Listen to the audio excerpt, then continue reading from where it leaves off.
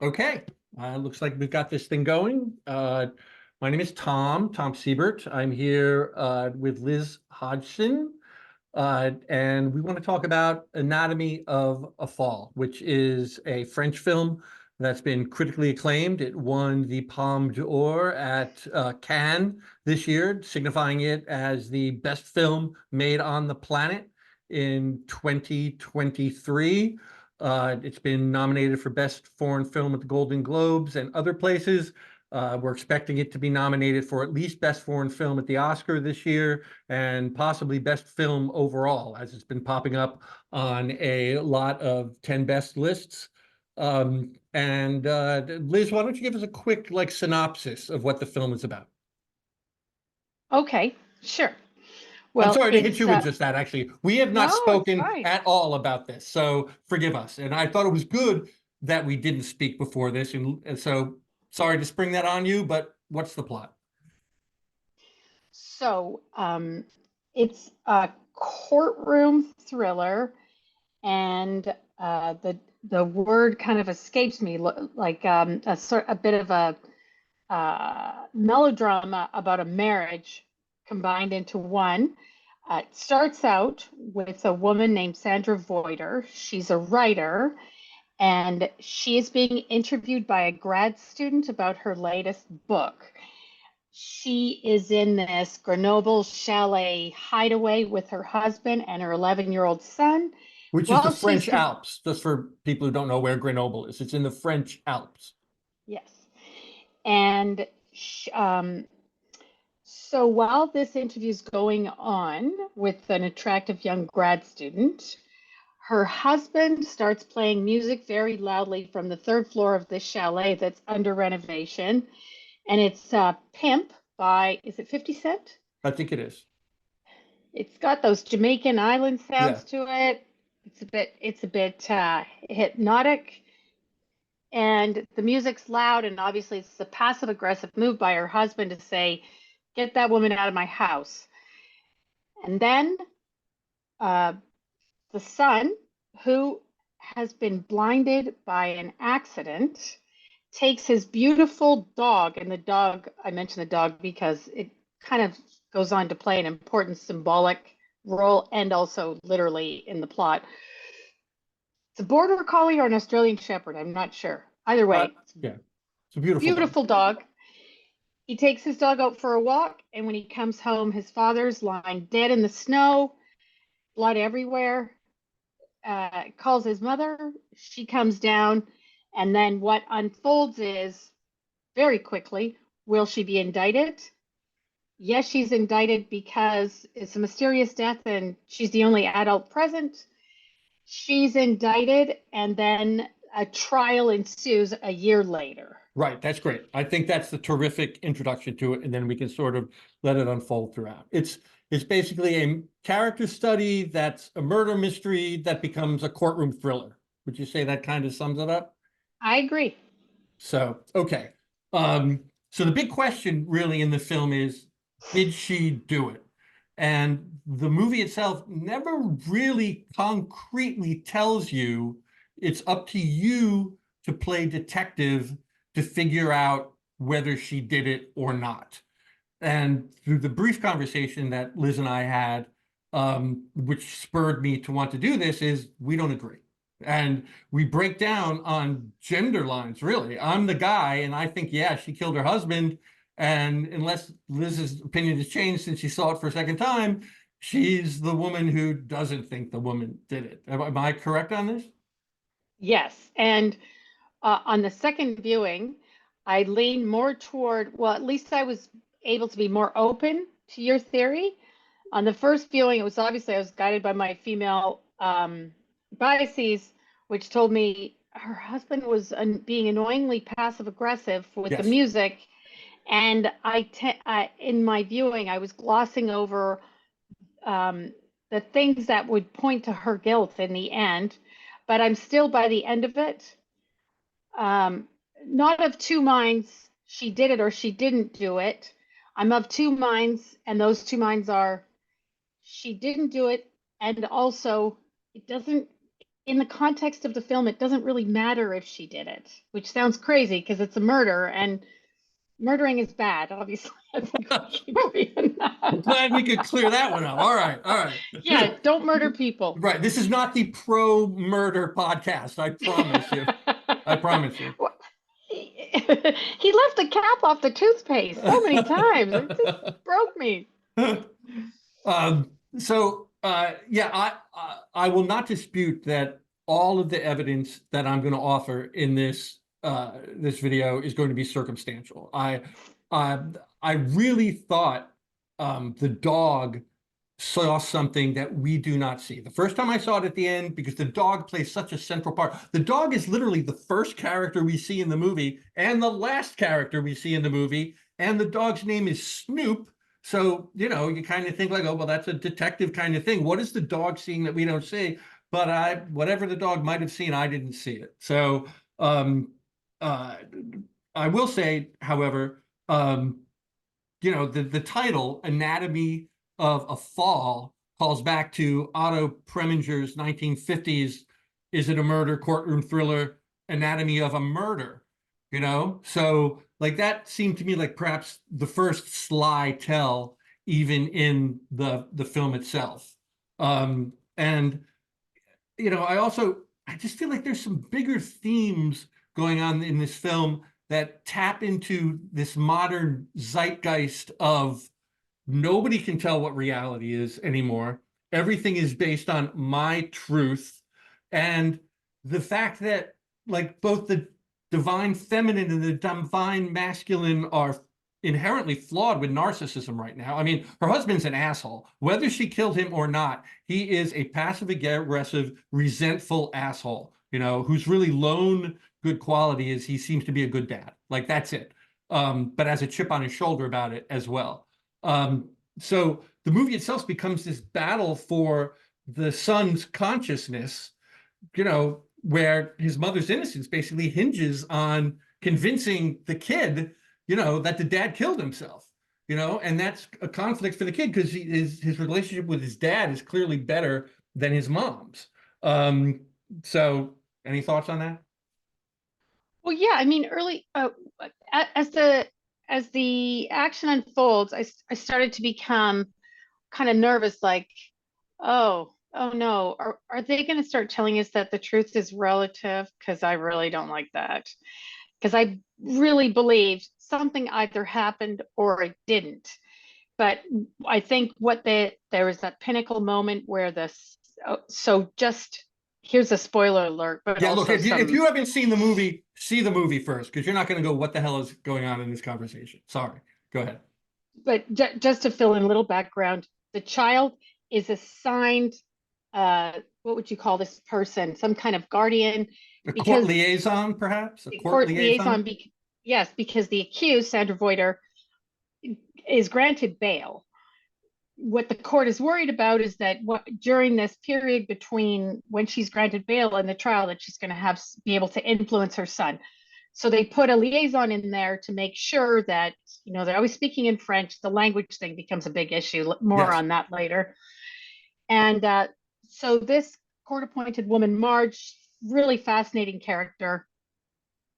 And she has this moment with the son, which is to say, in regards to truth, that obviously truth is not an objective thing, it's an absolute thing. And they're not, I don't think the film is trying to deny that. What they're trying to say is, in absence of the evidence of the things that we can't know, you just have to decide. You have to make a decision where you want your allegiances, right? And I think this is something that happens to us all the time. This is a drama where they like really raise the stakes on it. But who do we go around believing when we can't know everything? Well, we go by what will benefit us most. In the case of the child, his mother goes to jail. He's going to be where's he Right. going to end up? Right. And and I just think that is pretty profound observation about life, and especially about the zeitgeist and about the environment that we're living in right now. Who are you going to believe? It's based so much on what what supports you, what helps you, and where your biases lie. Right. Right. That And you know, uh, sorry, go ahead. no, go ahead, go ahead. Oh, and I would say, and part of me does resent the filmmaker, who I believe is named Juliet Triet or something. I should have written it Mm-hmm. down. It's Mm-hmm. brilliantly directed. I mean, the script is written with her husband. Both are brilliant. I can't dispute that anything at all. But she doesn't play fair, really, because we never see what happens with the incident of him going out that window and off the side. I mean, she could show us, but she doesn't. And then even more egregious is to kick off the third act of the film, we, for the first time, find out that there has been this rumored recording of the two of them the day before he dies. And her attorney is saying they don't think it exists. And lo and behold, it does exist. And we see it played out uh, uh, between the two of them, with the mother and the father, the husband and the wife, until their disagreement turns violent. And then we cut to the courtroom where we're only hearing the tape itself. And we hear the violence that erupts between them, but we only have her word that it's him hitting himself. You know, she says she throws a bottle against the wall and then she slaps him once. But then as the violence escalates, she tells us that's him hitting himself repeatedly over and over again, even as he cries out in pain and anguish. You know, and that also seemed like a cheat to me, you know, unless what she's saying is, hey, you got to figure out that she's lying, because we've already caught her lying once before. So, but perhaps I misperceived that. How did you take that one? Well, this is sort of a strike against her because she has pre-planned for all eventualities and all enemies, right? Yes. She's ready for anything that's going to be questioned. In other words, she's just kind of one of those people that wakes up a little bit earlier than her husband. And I mean that literally. She does. She says that. She Yes. wakes up earlier than her husband. But she's one of those people that wakes up early. She's ahead of him all the time. She's ahead of the game with him. That's an indicator. Like, she's prepared for all of this stuff. She's prepared for the lie about the bruise on her arm. She brushed up against the counter. And then when they say, why'd you lie about that? She's ready with a very convincing Yes. answer that I thought you were going to think I'm guilty. Right. When you hear her talk, she's very convincing. So, but at the same time, I'm not even sure when when the writer, Juliet Triet, I think her name is, when she accepted that Golden Globe, she described the elements of that film, and at the end she says it involves dogs vomiting and all the funny things about it, and how she never imagined that it would have become a commercial success. And at the end she says, and a suicide. So it made me think that that was her intention. And also, now I'm arguing you here. I'm not just making No, no. observations.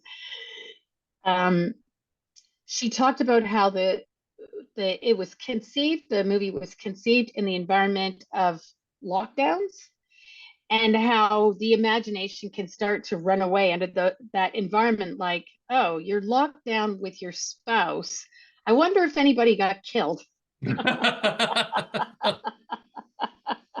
Yeah, that's interesting. I didn't know that. So they wrote this script during the lockdown, she and her husband. That's interesting. Yes, That's interesting. yes. Um, so uh I think she's the bigger talent. I think the film does kind of make that clear. She's the one with a few successful novels. He's been unable to finish anything. You know, she's more ambitious. You know, she's the one who's left Germany to move to France to marry this guy and all that. So on one hand, there's that. But on the other hand, she's also kind of a parasite, you know, in the fact that like her best-selling novel takes its central premise from her husband's failed novel, which he then resents her for. But there's that. And then she's a parasite in the sense that when she needs a hotshot lawyer, who does she call? She calls her ex-boyfriend, who we're told she hasn't been in touch with at all for years and years, but he comes She doesn't running right. remember. Yeah, She doesn't even remember him that's right. hardly. She doesn't. That's right. Yeah. Um, and he comes running to help her. And like, I don't even fully get the impression that he believes she's innocent. Like, I think he mostly believes she's innocent, and he tells her he thinks she's innocent. But there are a lot of times when you're looking at him and it looks like he's not so sure. So what do you think? Okay, well, just two things on that. One is um, just going to her for a second. There's a mention that maybe her father was overbearing, so she's escaped. Um, and then the other thought I had, what's funny about a marriage is it's an even number, and that means that there's no tiebreaker in a marriage. And whatever men end up giving up, okay, it's just like my observation because men have testosterone, which is designed to, it's more like they're just able to just grab what they want, whereas women have to spend a lot of time negotiating around it. So he sees the fact that she won't speak in French. She likes English, which is a Germanic language, and her mother tongue is German. And he says that she refused to speak his language. And I'm like, that's that is very foundational in marriage breakdowns and marriage acrimony, is where like somebody always compromises. There's no solutions, there's only compromises. So on the language score, I felt like I was kind of 50-50. Yes, she wouldn't speak French to her husband or son. At the same time, she was living in France. That was her compromise. And then on to the lawyer, um, who, yeah, she's kind of using the guy a little bit, right? He's the only lawyer she knows. Um, we don't really hear anything about the money transaction. Lawyers are expensive, and we know that they're having financial troubles. Um, and this is where the dogs come in, because there's a scene in the beginning of the third act. They're standing outside, and he tells you look like a dog. Yes, I wrote that down. I'm so glad you brought that up. Exactly. Yes. But what kind of dog does she look like? A She basset. looks like a basset, which is a funny, it's a companion dog. It was bred, it's got those short little legs, so it stays Yes. close to the ground. It's based on the word bas, which is a French word for low. They're weird. They're weird dogs. They get eye infections, yeast infections. They got these big floppy, useless ears. He didn't really mean it as an insult, but she does have sort of basset-like qualities. But it wasn't like that wasn't the important part of that exchange. It was introduced so that she could look at him and say, "What animal are you?" And she can't name it, but it couldn't be more obvious. He's a dog Yes. too, Yes. and he is an Australian Shepherd. He looks like that Australian Shepherd. And her guilt is irrelevant. When you've got an Australian Shepherd, you could commit a genocide and the Australian Shepherd would still love you. Yes, that's He right. looks like that Australian Shepherd. He's got those eyes. I don't know. Maybe I doubt that the casting agent was saying, "Can you get me an actor who looks like an Australian Shepherd or Border Collie with those David Bowie eyes?" No, obviously, but maybe there was something subconscious there, possibly. But he was still quiet, fiercely loyal, comforting, all of those things. My dog is half Australian Shepherd. I mean, the loyalty is the love, the admiration, the adulation. It's incredible. And they have this flirtatious exchange. There's obviously a lot of emotions going back and forth, like in the Chinese restaurant. The end night, she just goes home and she lays down with the Australian Shepherd. Yes. Yeah. Well, I'm going to save that for my hopeful coup de grace at the end. Um, but she's German. She does not speak German once in the entire film. And I also recognize, like, is she ever happy? I mean, when she's complaining to I think the attorney, but perhaps it was someone else, and she's like, "Oh, I left this shithole in Germany, and now I'm trapped in this shithole here." I'm like, lady, you're living in a chalet in the Alps. I mean, it's like, if that's a shithole, like, what's not a shithole? I mean, it was beautiful. I mean, the cinematography makes that place look like a dream. And I realize the house that they're in is unfinished, but it's like, I did not perceive the place where she was living with her husband and child as a shithole by a long shot. So again, like, is she like never happy? And And so okay, so we Maybe do have, she's a little bit too smart and cunning to be happy because she is. She's like that's kind of the sad thing, and this happens. I think traditionally it was usually the woman that had that kind of breakdown where, she'd be frustrated with her life and felt like she wasn't connecting with the world at large. And I've seen a lot of women go through these phases with men. The man goes out every day and earns a living, comes home, and the woman's like, I just don't feel like I accomplished anything particularly today. I don't feel fulfilled. I don't know why. Maybe the kids are growing up and they're no longer don't need to change diapers anymore. And I see a lot of frustrations and I see a lot of ADHD. Like I look at that, and maybe I'm projecting here, but I look at that husband. He's blocked. He's obviously got ADHD. He's divided his focus all over the place. Homeschooling the son, for whom he is guilt ridden, renovating a house. They're literally coated in divorce dust. And then and then he's also a teacher, which he hates, which most teachers do hate what they do. And then he wants to write a book. It's so ADD, where she's like, fuck all that. I will do. Oh, pardon me. no, well, whatever. As long as You we're more can, than 10 minutes in, I don't think YouTube cares. So, so she is so practical in that very German focused way. Uh, he's French and emotional and all over the place. He wants to homeschool his son. He wants to renovate his this childhood chalet. He'll teach because that's practical and it can bring in some cash. But he wants to write a book because that's true passion. And she's like, I will I will help out with all these things. I will, and I'll even bring in a bit of money with my translation. But really, I'm going to focus on the main thing, and I'm not going to divide my interest. She's savvy and cunning and focused and consistent that way, and do whatever needs to get done. And sadly, those are the people that really kind of prevail in life. mhm. And the distracted dreamers and romantics were emotional.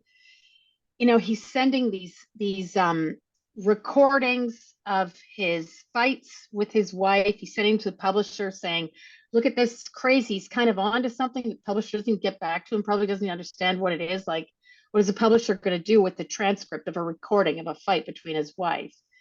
It's kind of sad. He is kind of trapped in his own. He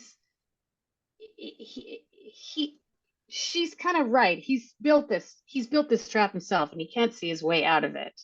Right, right. Yeah, no, she's the alpha, no question. He's the beta.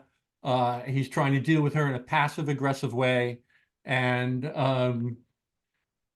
she's not particularly empathetic to him either at this point. And maybe, she doesn't say it, but perhaps she blames him for the son's blindness as well. And just, in brief, the son goes blind because the father is not available to pick him up at school, and he sends the caretaker. Caretaker foolishly walks into traffic, kid gets hit by a car, and renders him largely blind. But I think there's significance, like in the son, who's a tragic figure, really. Mhm.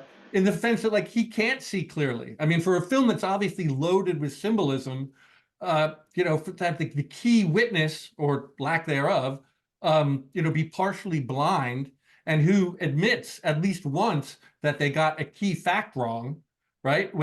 Because the child is partially blind, the father has taken it upon himself to put different pieces of tape in front of every room.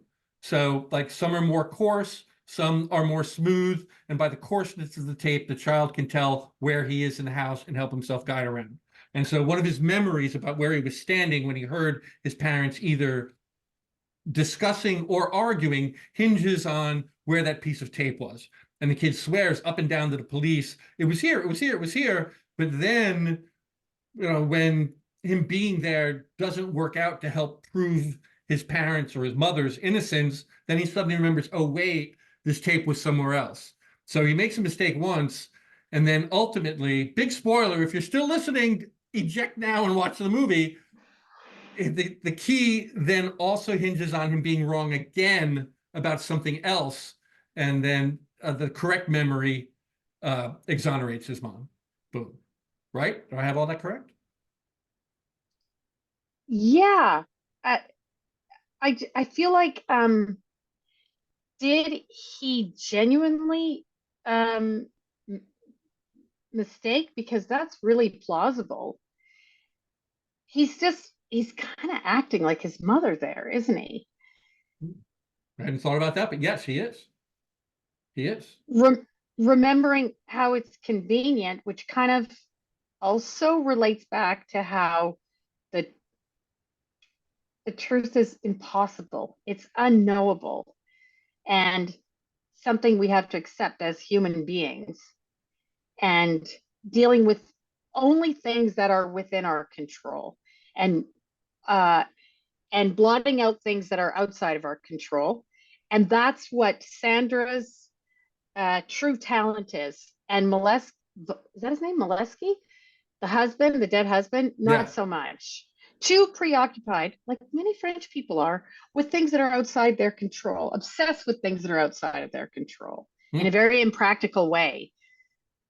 Right. Yeah. Germans Well, aren't no, Germans aren't like that. no, no. Right. I mean, and you touched on this earlier, but I think it deserves, repetition. I mean, the boy is put in a position where if he wants to support his father not being a suicidal man, that would then entail his mother going away to prison. So the kid is in a position where, he's either in a win-lose situation or a lose-lose situation. And ultimately, whether he does it consciously or unconsciously, he ends up picking the win-lose situation where, yeah, my dad's suicidal, but at least I'm not losing both parents. So, Yeah, that kid is so amazing, isn't he? yeah, he is a But great but performer. also but also what's interesting too, and making a case for the mom, it is true too that a lot of evidence can stack up against you and you can still be not like innocent, like not guilty. You didn't do it. So that, circumstances in life are such that, again, the idea that my sister put it, I got to read her text. She put it in a way that was kind of profound. She said, truth is impossible. For the love of God, I Aristotle hope that's not true, but okay. Aristotle stated, to say of what is that it is not, or of what is not that it is false. While to say of what is that it is, and of what is not that is not, is true. What the hell? Never mind. What? Oh my gosh. I thought Aristotle was a smart guy. I don't even understand what he's saying. Maybe he's too smart for me to understand. I don't know. So yeah, again, and I just think, typing back into or circling back around to where we are with the zeitgeist and talking about these younger generations. I mean, and sometimes I feel like the director or a filmmaker might be tapping into something that they don't even realize or understand, you Yeah, know? I agree with that. So, I've used the term, occult auteur, where there's like this hidden level to the film you're watching. There's a surface level narrative, then there's stuff going on beneath it. And sometimes I think what's going on beneath it is a talented director channeling things that they don't even understand. So, if I this, totally agree with that. and which is why you're on this thing, Liz, you're amazing. It's like, yes, thank you. Running out of time? Uh-oh, we might be running out of time. Upgrade now. Oh Um, my God, are you serious? Time left 9 minutes and 52 seconds. Well, we might be able to do some of this in 9 minutes and 52 seconds. How long have we been Okay, on?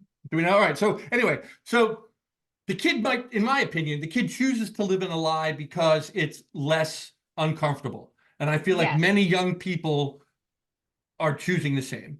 You know, I want to Oh live in this lie yeah. because it's less uncomfortable.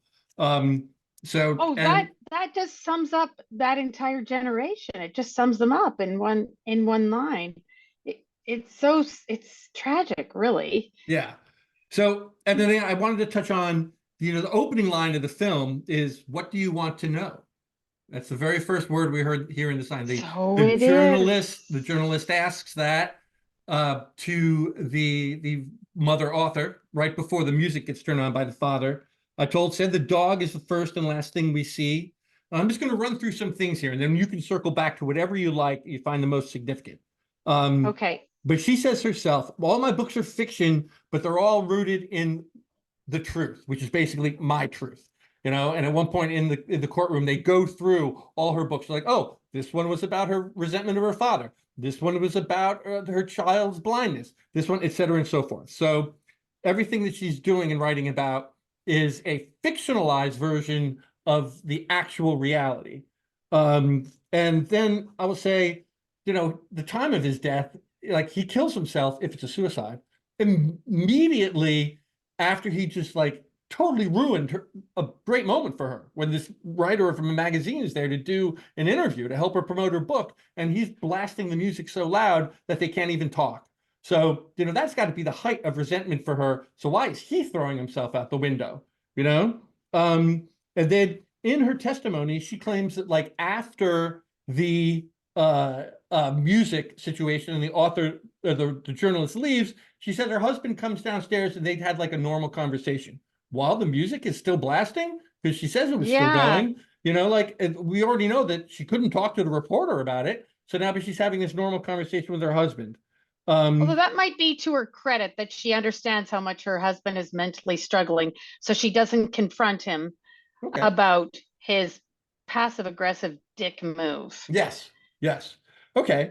And then I would say there's a brief point, maybe it lasts 60 seconds, 90 seconds, where the godmother is there watching the son, like literally within 24 hours of her father's death. And the godmother suggests, why don't we get in touch with this psychic? She was very, very helpful in bringing out the truth of these situations. And mom is like, no, against that from day one, to the point where she tells the godmother, okay, you can go now. That never comes up again. There's nothing into it. But when I was watching her, like she was like, oh no, I don't want the psychic involved. I don't want the psychic involved. Who else she didn't want involved, but had no choice? That was he a psychiatrist, psychologist, psychotherapist? That to me was, because remember the psychotherapist comes in and he testifies that her husband was suffering and struggling, and and I think I'm pretty sure that was subconscious, because but on the filmmaker's point of view was psychotherapy. What a scam it is. I'm sorry. It is like the thing that they are the people whose patients are never cured. There's no solution to the problem, because as soon as there is a real solution, the psychotherapist is out of a job, and he comes in to say all these things in the court that obviously he was told by his patient. But of course, that's the other problem with psychotherapy. They just go in there and the psychotherapist only hears one side of the story, right? Here's the husband's. The next thing you know, the psychotherapist is bickering with Sandra Voiter over what was going on in her husband's life. And she's looking at him saying, maybe you saw him 1 hour once a week. Yes. And of course, this is subtext and won't say it, but of course he's going to tell you all these things and he's going to blame me for everything. And then I think they have another psychiatrist who comes in and counters him. Yes. And I feel like that was one moment where if I was pleading her case, that would be the one where I say she is not guilty, just because of that loser coming in there and spouting all of his crap. Like, I just lose more respect for that field every single day. Yeah, the therapist says the husband told the therapist that he felt his wife was castrating him. Like that was like the first thing the therapist shares. So in other words, he was kind of like he was getting into his Freudian stuff, Yes, his expertise. Exactly. Yes. It's just like, oh, come on. So, okay. Sorry, I interrupted you. What was your No. I wanted you to step in. I didn't want to do a monologue for like 5 minutes. I will note, though, at one point she says to the attorney, I'm so tired of crying, while she's standing in front of this refrigerator. Well, we've never seen her cry up to that point. We see her Mm, cry later, but she says she's tired of crying. We haven't seen her cry yet. And she starts crying then, but if you look closely, there's no tears. It's an act. no. She's saying she's Yeah. crying, but she's not. Twice in the film, unprovoked, she's like, I didn't kill him. She says it to the attorney once, and he's like, I didn't even ask if you killed him. And then she later does it to her son, where she goes and she's like, I don't want you to think I'm that monster. I didn't kill your father. But like the kids never even said that, never thought that. Um, Her the attorney's response when she said, I didn't kill him, and he comes back with, that's not the point. Something I never really thought about before, but we all know this about jurisprudence. What the truth isn't really the point, it's what you can prove, right? right. The lawyer And says that the trial is not the truth. And she says to her son, the tape is not the truth. Even though if you hear the tape, that is absolutely a truth. Like how you it's a, interpret that one way or the other might be it, but that tape is the truth. That is two people saying those exact things to each other. and that was funny because at some point the judge says, we're just trying to get at the truth. Right. Yes. So it's like, Yes. is there a truth here? Is it what we're looking for? And I think again, that's just like the leitmotif. The entire film is is true. It's not really, is truth objective? Is it knowable? No, it's not. And so he says the truth doesn't matter. And it's kind of like, oh, sorry, that thought just vanished, like just exploded out of my brain. I'm sorry, Oh, all but right. it's, Well, if it comes go back, ahead. oh, no, I was going to say one thing we do Let me hear on know. that tape, again, and I just feel like these are the filmmaker giving us hints and clues through dialogue and the mise en scène. Like she says on that tape, you make yourself the victim, like, so what She does that says say? it three times. Three Yeah, times. okay. You make yourself the victim. So what kind of victim is he? A suicide victim or a murder victim? Um, and the actual theme of the novel he was writing that she steals the core idea from for her Mm. bestseller is that there are Sliding two, doors. yes, exactly. There are key characters with two perceived realities that are in conflict. Um, and and like in his book, it's two men, and in her book, it's two women. And she admits, yeah, I stole, or he gave it to me. He said it was okay, but now it's basically at the core uh, of uh, your novel. And then one of the complaints he has is you impose your will on everyone, and like she does throughout that movie, she is constantly imposing her will on everyone, right down to being able to speak in English in the courtroom, which we're told by her lawyer she's not going to be allowed to do. Like very early on, he's like, no, it's French. You've got to speak in French. And then just like once we get down to the brass tacks of her testimony, she's just talking English all the time. And everybody basically She's defers to her in the courtroom. she stops asking permission, and that's, I think she's somebody who learned a long time ago that if she wastes her time asking permission, she's never going to get anywhere in life. And I mean, she claims she asked permission to take the idea for her book. And just what you said about two truths coexisting, the sliding door scenario, truth is really whoever can grab it most assertively, and she grabs at it. Yeah. And she's just quicker on the draw than her husband is, maybe with more time, and with the house getting, closer to completion, he would be able to find the creative space to get it done. But she's like, I'm not waiting.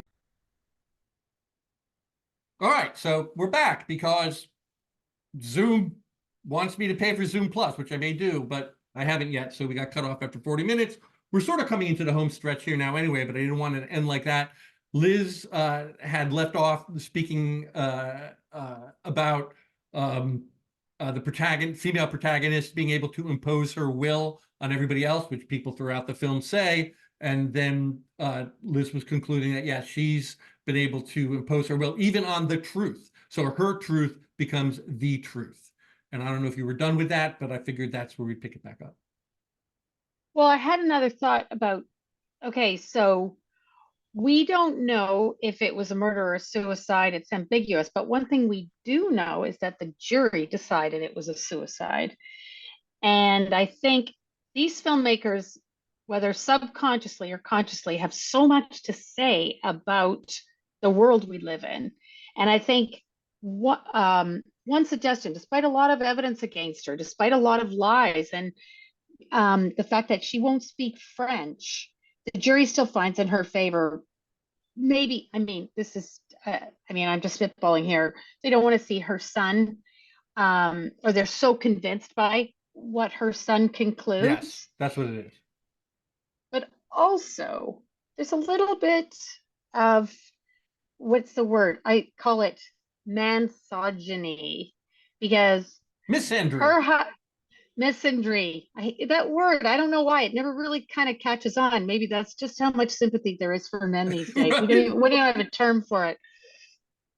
Men aren't really allowed to, there's something very feminine about his breakdown.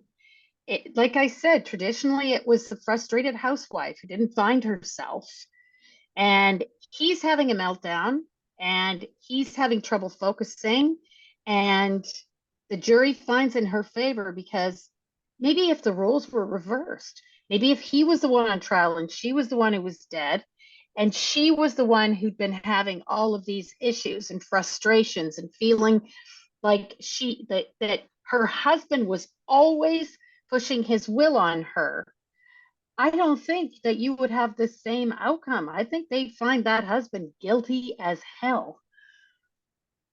Possibly, yeah. I mean, but it does really hinge on the son's testimony, and maybe if he had stuck up for his dad in the same way, um, maybe the dad would have gotten off if that was it. Be more like Kramer versus Kramer when Yeah, Dustin Hoffman gets a kid.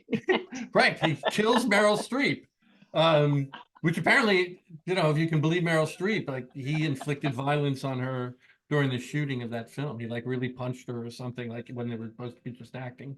I'd have to go back and look that up again, but Dustin Hoffman's not a good person. Let's just leave no, it at that. yeah, probably not. Well, he's great at pretending to be a good person. I have to tell you, I interviewed Dustin Hoffman once, and I loved him when it was over. He was so charming and clever. He had read the same New Yorker article I had read, like in the recent issue of New Yorker, and Dustin Hoffman was a charmer. He really was. So Actors are generally very charming yeah, people. yeah, Yeah, yeah, and he's a great actor. But okay, yeah, he's a great actor. a lot of great actors are apparently terrible pieces of 10 minutes in feces. So, Well, he's whatever. on the Me Too list. Yes, he is. Yes, he is.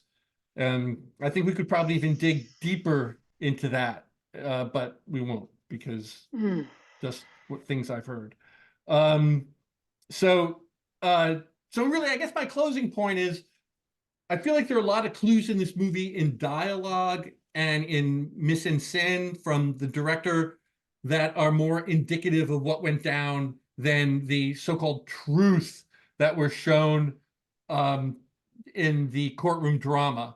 And I just saving this for last. I mean, the last shot in the film is the woman lying down with the dog. Like that's it. She puts her kid to bed. She lies down. The dog gets up in bed with her, and she like literally envelops her arms around him. She embraces him, the dog, and it doesn't seem to me a bigger signifier than lie down with dogs. What does that Or mean? also, and I'm probably projecting here, but the very German royal family in the UK, famously, the Queen famously preferred animals to humans. Because, I don't think she was the most complex woman in the world. And I think she just preferred animals because they're much less complicated to deal with. So here she is in a Chinese restaurant having kind of an emotionally pregnant moment. They're gazing into each other's eyes, and he's massaging her hair, and it's like, what's going to happen here? They're going to start making out. I don't know. But When you say he, then you mean her attorney, right? We're the speaking of her lawyer, attorney yes, after she's been yes. found not guilty. Okay, just The wanted to the clarify. one the one with the Australian Shepherd eyes, and Yes. instead of anything developing further there, she goes home and she's like, "Oh, here's my dog." He doesn't. He might know what happened. He's not saying anything about it. There he is. And in that sort of cold German way, I'm sounding like I don't like Germans or something. I really do like Germans. But I know that there is a certain pragmatism about them. And there she is with that dog in the last scene. That dog is not going to send her a bill. He's not going to, you know, he's not going to be like one of those villagers that looks down on her. Remember Oh, that? yeah, she does say that. The villagers of Grenoble who look down her nose at her. And then he says, you don't smile at anybody. And they probably just think, oh, they probably just like, oh, who is she? She seems rather cold, right? So No, good. I mean, you might be right. Like, even while you were saying that about the Germans preferring dogs, I was reminded of a guilty pleasure movie I saw several times called The Last Boy Scout. And when his wife is complaining about their marriage and trouble, he's like, literally, get a dog, get a dog. So, I mean, maybe, that's the message that the director and the script are trying to say. It's like, a woman doesn't need a man, she just needs a dog. Or a dog is better than a man. I mean, I don't know, maybe it's not like lie down with dogs because you're a dog, even though her own attorney tells her she looks like a dog. So, Who was it that said, lock your dog and your wife in the trunk of the car for an hour, and when you open it, see who's happier to see you? I think it was Joe Rogan, or it was a guest on Joe Rogan. Anyway, that was our very great funny. philosopher of our age. Yes, yes. So I don't know. Yeah, and your dog's always going to love you, but uh, that reminds me of a sad dog digression, but I guess I won't do it. We'll finish things off here. So I am probably like 90% convinced that she killed him still, but I might be wrong. What's your take? Where do you stand? I don't think she killed him. I 100%? don't think so. 90%. All right. All right. Well, there you have it, ladies and gentlemen. Uh, one of us is right. We'll probably never know, but Never know. it was nice to have a civil disagreement with someone whose intelligence I respect so well. Ah, So, but no, this thank is you. good. This is, Likewise. yes, well, thanks. Well, let's see how this plays out. Maybe we can try something like this again about movies or some other movie or some other Culture. horrific, yes, right, some other vague event where we disagree, but civilly. And That's good. so, oh, but you should, Liz is on Substack. What is it called? Seriously? No, or what is it? No, no, seriously, and there's no vowels in seriously. Let's take those vowels out. What do you need them? But Y is sometimes vowels, so there's a Y in there. Okay, I yes. don't know In if. fact, I'll include it in the description of this thing. Liz Thank you. is one of my or Liz is one of my favorite writers. She really is an excellent writer, smart, Oh funny. my goodness. I Thank like. you. Likewise. Yes, we see. I think that's kind of it. Like our writing style is different, but the things that I like about the way we both write is similar. Like it's critically thinking analysis of disparate events with a humorous bent. That's what. So I'll take that. Thank you. You're a yes. lot more courageous writer than I am. I'm still like dipping my toe in a little bit. Well, um, I still adore you. What can I say? Thanks. All right, I'm going to shut this thing down, and we'll try to get it up in a couple days, and maybe we'll circle back and try this again Let's someday. circle back. Oh, and you know Let's what? circle back. I invite comments on this video, please, for any insights you might have about Anatomy of a Fall, because I think it's a brilliant film. I really do, even though I don't think it plays entirely fair. I applaud the director and her co-author husband. They did a really fine job with this. I've watched it twice. It's 2.5 hours long. And I may watch it again in a couple years and still find something new in it. It's phenomenal piece of filmmaking. So applause all around that front. So, all right. Thank you, Liz. Thanks, Tom. It was fun. Talk to you soon. Bye. Bye.